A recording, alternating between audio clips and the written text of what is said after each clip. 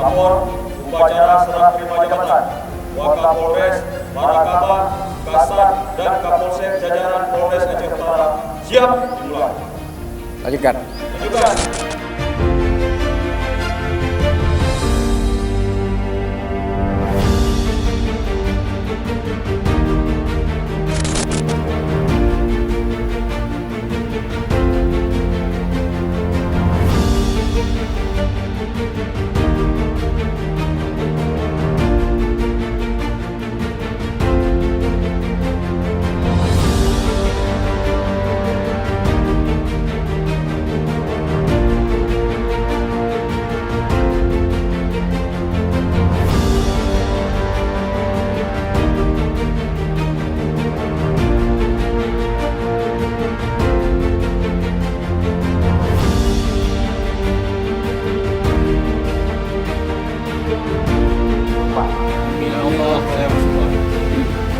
Bahwa saya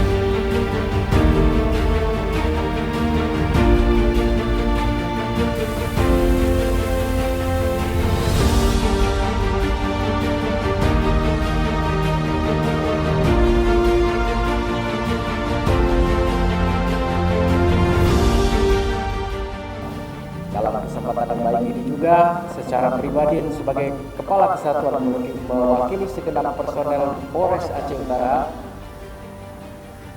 saya mengucapkan terima kasih dan penghargaan yang setinggi-tingginya kepada pejabat lama beserta bayangkarinya atas pengabdian, loyalitas, dedikasi terbaiknya dalam menjalankan tugas.